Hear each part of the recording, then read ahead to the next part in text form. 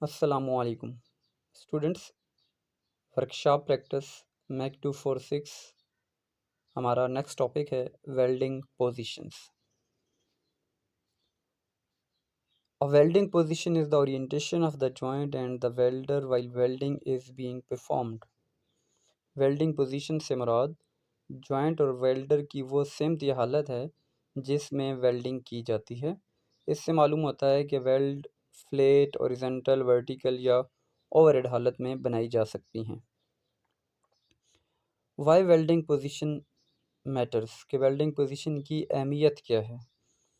Welding position arc control, weld pool की हरकत, penetration, Beed की शक्ल, उसकी रफ्तार, वेल्ड की क्वालिटी और उसका म्यार और वेल्डर की महारत पर असर डालती है।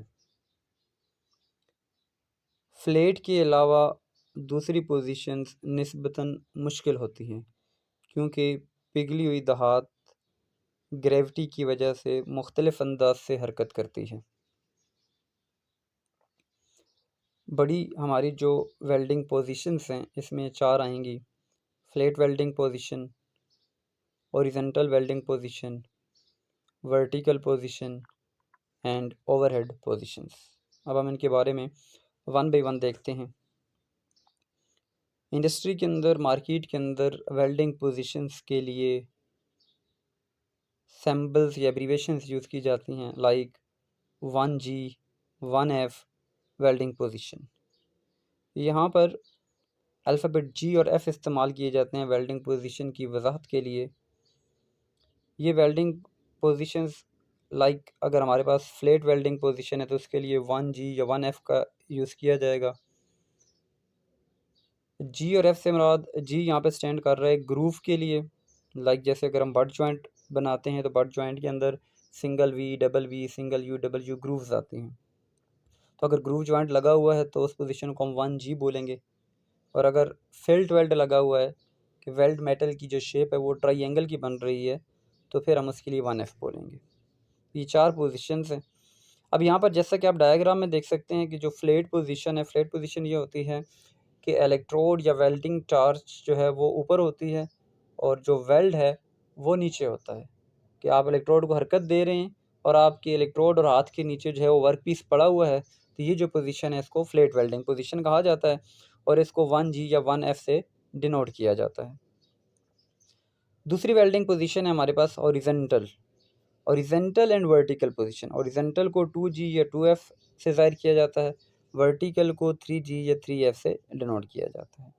ये वेल्डिंग कब की जाती है कि जब हमारे पास वेल्ड मेटल या बेस मेटल जो बेस मेटल्स है वो धातें जिनको हमने जॉइंट लगाना है वो बिल्कुल वेल्डर के सामने हो और वेल्डिंग की चेस्ट यानी छाती के बिल्कुल सामने वर्कपीस पड़ा हुआ है और वो वेल्ड करना चाह रहा है। तो उस वक्त अगर वो लेफ़्ट टू राइट बीड लगाता है, लेफ़्ट टू राइट या राइट टू लेफ़्ट जो है वो वेल्डिंग करने की कोशिश करता है, तो ये जो पोजीशन है इसको हॉरिजॉन्टल पोजीशन कहा जाता है।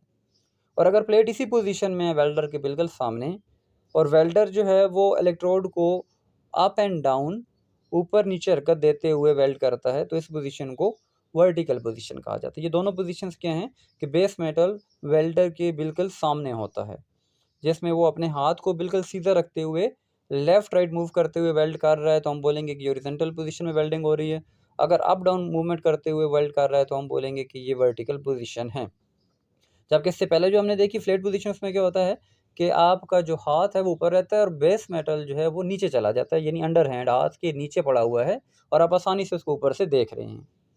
और उसके बाद फोर्थ वन पोजीशन आ जाती है हमारे पास, जैसा कि डायग्राम में भी आपको नज़र आ रहा है, ओवरहेड वेल्डिंग पोजीशन, जिसको 4G या 4F के नाम से डिनोट किया जाता है।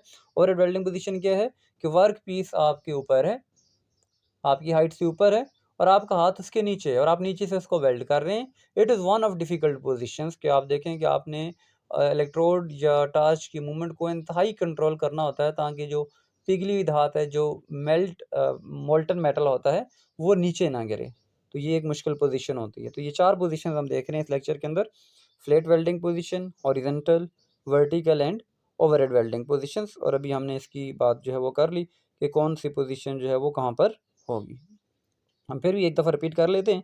फ्लैट वेल्डिंग पोजीशन में वेल्डिंग जॉइंट के ऊपरी हिस्से से की जाती है और वेल्ड का चेहरा यानी फेस जो है वो तकरीबन उफ़की रहता है। ये सबसे जो है वो आसान पोजीशन होती है वेल्डिंग की। और इसके एडवांटेजेस क्या होते हैं कि पिघली हुई धात पर बेहतर कंट्रोल होता है, ज़्यादा डिपोजिशन रेट है, ज़्यादा मटेरियल को डिपॉजिट कर सकते हैं, अच्छी पेनिट्रेशन आती है, हमवार बीट मिलती है और जो है वो ज़्यादा रफ्तार से वेल्डिंग की जा सकती है। इब्तदाई तौर पर सीखने के लिए इंतहाई आइडियल कंडीशन होती है। और इसके अगर हम डिसएडवांटेजेस की बात करेंगे तो फील्ड वर्क में पोजीशन हर वक्त मुमकिन नहीं होती, क्योंकि वर्क पीस किसी दूसरी हालत में फिक्स अगर हो तो फिर उसको उसी पोजीशन के मुताबिक वेल्ड करना पड़ता है। एक दफ़ा फिर आप डायग्राम देख सकते हैं 1G या 1F के अंदर हमारा इलेक्ट्रोड या टार्च जो है वो ऊपर होता है और वर्क पीस जो है वो नीचे पड़ा हुआ होता है, ताकि हम आसानी से जो है वो इसको ऊपर से वेल्ड कर सकें। सेकंड कंडीशन है हॉरिजॉन्टल वेल्डिंग पोजीशन, जिसको 2G या 2F से डिनोट किया जाता है। हॉरिजॉन्टल वेल्डिंग पोजीशन में वेल्ड की मैवर जो है वो उसकी हालत में होता है और ग्रूव वेल्ड में जॉइंट जो है अमूमन अमूदी सतह पर मौजूद होता है। ये उन स्ट्रक्चर्स के लिए मुफीद है जिन्हें फ्लैट पोजीशन में नहीं घुमाया जा सकता और जॉइंट जो है वो काफ़ी हद तक वाज़ह नज़र आता है और फैब्रिकेशन वर्क में इस पोजीशन का काफ़ी इस्तेमाल किया जाता है। ग्रेविटी की वजह से वेल्ड मेटल नीचे की जानिब बहने की कोशिश करता है, इसलिए बेल्ट की यकसानियत बरकरार रखना मुश्किल और स्किलफुल होता है। डायग्राम में यहाँ पर भी आप देख सकते हैं horizontal welding position used when weld axis stage horizontal on vertical face. And third welding position है हमारे पास वर्टिकल वेल्डिंग पोजीशन 3G या 3F। वर्टिकल पोजीशन में जॉइंट अमूदी होता है परपेंडिकुलर और वेल्डिंग ऊपर या नीचे की तरफ सिमत में या डायरेक्शन में चलती है। कॉलम, टैंक, फ्रेम और ऊंचे स्ट्रक्चर्स के लिए जो है ये एक मौजूद तरीक़ाकार है जिसमें अच्छी पेनिट्रेशन हो सकती है और मजबूत फ्यूजन हो सकती है। अगर हम डिसएडवांटेज की बात करेंगे इस पोजीशन के, तो इसमें पिघली हुई पूल को काबू में रखने के लिए ज़्यादा महारत की ज़रूरत होती है। अगर इलेक्ट्रोड या टार्च को चलाने की जो स्पीड है और जो इलेक्ट्रोड का एंगल है वो अगर ये दोनों चीज़ें दुरुस्त ना हो तो वेल्डिंग डिफेक्ट्स में स्लैग इंक्लूजन और लैक ऑफ फ्यूजन जो है वो इस किस्म के डिफेक्ट्स वेल्ड में आ सकते हैं। यहाँ पर भी आप डायग्राम में देख सकते हैं कि अप एंड डाउन जो है वो रेड कलर में आपको बीट नज़र आ रही है कि इलेक्ट्रोड को अप डाउन या अप से डाउन या डाउन से जो है वो अप जो है वो हम हरकत देते हुए आसानी से ये वेल्ड कर सकते हैं। ये वेल्डिंग कोड जो है उसका जो पोजीशन का कोड है वो 3G या 3F होता है। लास्ट वेल्डिंग पोजीशन पे आते हैं ओवरहेड वेल्डिंग पोजीशन, जिसके लिए वेल्डिंग कोड 4F या 4G इस्तेमाल किया जाता है। ओवरहेड वेल्डिंग पोजीशन में वेल्डिंग जॉइंट की निचली हिस्से की तरफ की जाती है। वेल्ड का चेहरा वेल्डर के ऊपर होता है, इसलिए पिघला हुआ धात नीचे गिरने का रुझान होता है। अगर हम इसके फ़वाइद की बात करेंगे तो मुरम्मत और इरेक्शन वर्क के अंदर ज़रूरी है।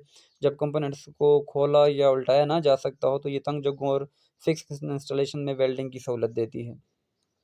और अगर हम डिसएडवांटेज की बात करेंगे तो जैसा हमने पहले भी कहा कि ये सबसे मुश्किल पोजीशन है, क्योंकि इसमें वेल्डर जो है वो नीचे होता है, तो इसमें वेल्ड की जो रफ्तार है वो काफ़ी कम रखनी पड़ती है, क्योंकि धात के गिरने का ख़तरा होता है। इसलिए सेफ्टी, आर्क लेंथ कंट्रोल और हरारत के कंट्रोल की बहुत ज़्यादा अहमियत है इस वेल्डिंग पोजीशन के अंदर। यहाँ पे डायग्राम में भी आपको नज़र आ रहा है कि जो वेल्डर या टार्च जो होगा वो एरोहेड की तरह से जो बिल्कुल नीचे होगा, यानी इलेक्ट्रोड या टॉर्च नीचे हैं और वर्क पीस आपका ऊपर है और यहाँ से जो है वो आपने वेल्डिंग करनी है।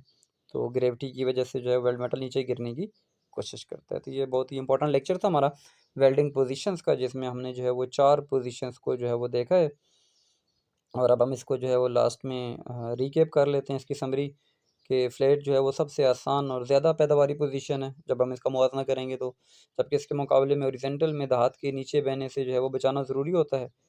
और वर्टिकल पोजीशन की जब हम बात करेंगे तो वर्टिकल पोजीशन का वेल्ड पूर पर बेहतरीन कंट्रोल चाहिए होता है, तभी आप वर्टिकल जो है वो वेल्डिंग पोजीशन का वो जो है वो यूज़ कर सकते हैं। और सबसे लास्ट में ओवरहेड जो है वो सबसे मुश्किल भी है और इसमें सख्त अफासी तदाबीर और हरारत के दुरुस्त कंट्रोल की ज़रूरत होती है। तो स्टूडेंट्स ये हमारा आज का लेक्चर था वेल्डिंग पोजीशंस, जिसमें हमने वेल्डिंग पोजीशंस को देखा, उसके कोड्स को देखा और लास्ट में जो है वो हमने इसको कंपेयर करके देखा कि हमने कौन सी वेल्डिंग पोजीशन को कहाँ पर यूज़ करना है। ओके, थैंक यू, अल्लाह हाफिज़।